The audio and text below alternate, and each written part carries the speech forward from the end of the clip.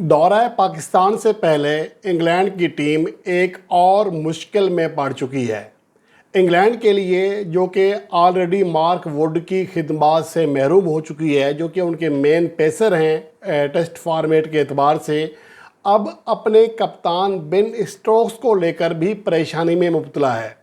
गो के पाकिस्तान के लिए जो इंग्लैंड की टीम है उसके स्क्वाड का ऐलान हो चुका है, जिनमें Ben Stoke as a captain मुंतखब किए गए हैं, उन्हें कैप्टन रखा गया है। गो के गुज़श्ता सीरीज़ जो कि श्रीलंका के ख़िलाफ़ थी उसमें वो नहीं खेल सके थे, और उनकी जो आखिरी सीरीज़ थी वो वेस्ट इंडीज़ के ख़िलाफ़ थी, इसी साल ही थी। लेकिन उसके बाद उनके साथ मसाइल आ रहे हैं फ़िटनेस के हवाले से। अब सिलेक्शन कमेटी और वहाँ की जो टीम मैनेजमेंट है इस बात का इंतज़ार कर रही है कि बेन स्टोक की हैमस्ट्रिंग जो इंजरी है उसका जायज़ा लेना है कि क्या वो मुकम्मल तौर पर फिट हैं या नहीं हैं। अलबत्ता इस हवाले से ये ज़रूर है कि अगर वो मुकम्मल फिट ना भी हुए तभी भी पाकिस्तान का टूर करेंगे, लेकिन उनके लिए जो सबसे बड़ी मुश्किल खड़ी होगी वो ये होगी कि वो सिर्फ बैटिंग कर सकेंगे, बॉलिंग नहीं कर सकेंगे। अगर हम उनकी आखिरी जो दौरा भारत था, जिसमें यानी कि आखिरी दो जो सीरीज़ हैं 2024 की, एक वेस्ट इंडीज़ के ख़िलाफ़ खेली थी होम सीरीज़, उससे पहले वो इंडिया के टूर पर गए थे।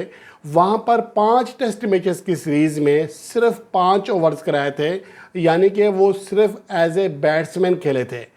अब अगर यही चीज़ दौरा पाकिस्तान में करना पड़ती है इंग्लैंड को, तो इंग्लैंड के लिए जो सबसे बड़ी मुश्किल खड़ी होगी वो ये हो जाएगी कि उन्हें अपना टॉप 5 में एक बैट्समैन कम करना पड़ेगा और 4 पेसर्स के साथ जाना पड़ेगा, और जोए रूट को एज ए स्पिनर आप शामिल कर सकते हैं। अगर फ़र्ज़ करें कि पाकिस्तान की जो कंडीशंस हैं उसके एतबार से खेलना पड़ता है, जो उनके स्क्वाड में 3 स्पिनर हैं, लाजमन सी बात है उनमें से एक तो लाजमन खेलेगा, तो फिर पेसर जो है फिर 3 हो सकते हैं। तो उनके लिए बड़ी मुश्किल है कि इसके हवाले से क्या फ़ैसला करें कि बेन स्टोक्स जो है वो किस तरह एज ए ऑलराउंडर खेले।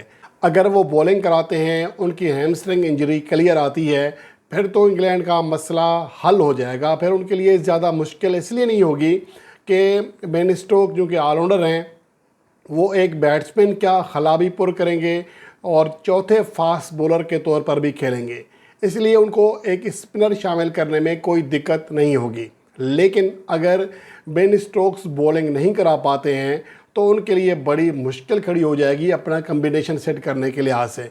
अगर मैं यहाँ पर थोड़ी डिटेल बताऊँ कि अभी भी उनकी इंजरी जो है वो काफ़ी हद तक बेहतर इसलिए हो चुकी है कि अभी गुज़श्ता हफ्ते एक long net practice session practice की है बॉलिंग की, और उन्हें कोई मसला नहीं हुआ है। गो के अभी टेस्ट होना बाकी है, और इतलात यही हैं कि वो ज़्यादातर यही फील कर रहे हैं कि वो फिट हो जाएं।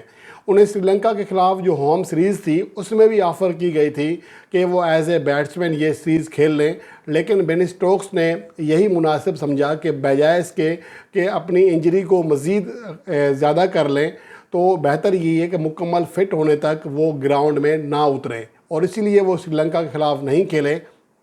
अलबत्ता पाकिस्तान के टूर के लिए वो अपनी दस्तयाबी ना सिर्फ ज़ाहिर कर चुके हैं बल्कि स्क्वाड में भी मुंतखब हैं एज ए कैप्टन।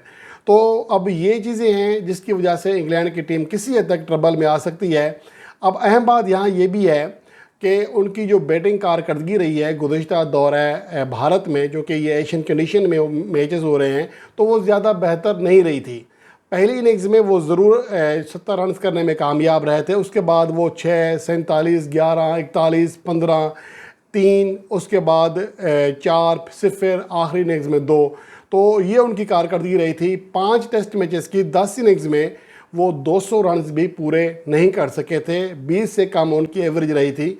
तो ओवरऑल उनकी बैटिंग कारकर्दगी ख़राब रही थी दौरा भारत में, और बॉलिंग में जैसा कि मैंने पहले बताया कि 5 टेस्ट मैचों में सिर्फ 5 ओवर्स कराए थे, अलबत्ता वो 1 विकेट हासिल करने में कामयाब रहे थे।